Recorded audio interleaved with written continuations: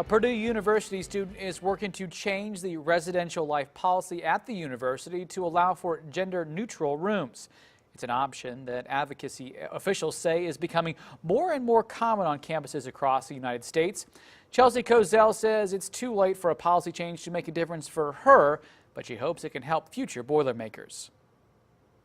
I don't feel like a man, but I have a male body. It's a feeling that started for Chelsea Kozel as early as late elementary school and developed further in high school after learning about being transgendered. The junior economics major came out as a transgendered woman this spring and began taking hormonal medicine to help the transition. It's the happiest and most comfortable I've ever felt in my skin, and I feel it's a hard feeling to describe, but you know you're on the right path when things feel that much more natural to you. But what's natural to her does not align with Purdue's current housing policy, which keeps males and females separate either by building or wing. We currently have a practice of assigning housing based on sex assigned at birth.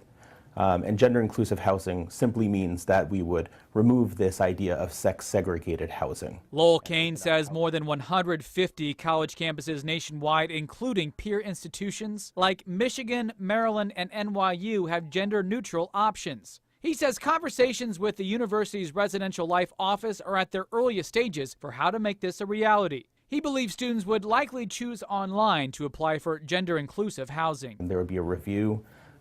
It would probably be looked at by a couple of staff members, and this is a very limited space that we're talking about, but again, this is all very preliminary. Kane says this would not change the rest of Purdue's dorm policy.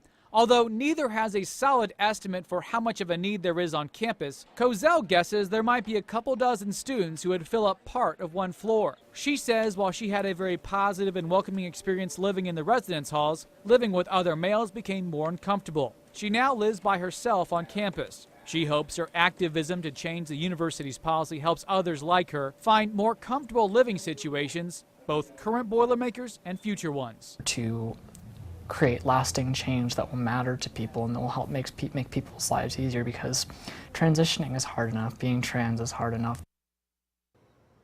Now, as these conversations are preliminary, there is no timeline for how long a change to the housing policy might take.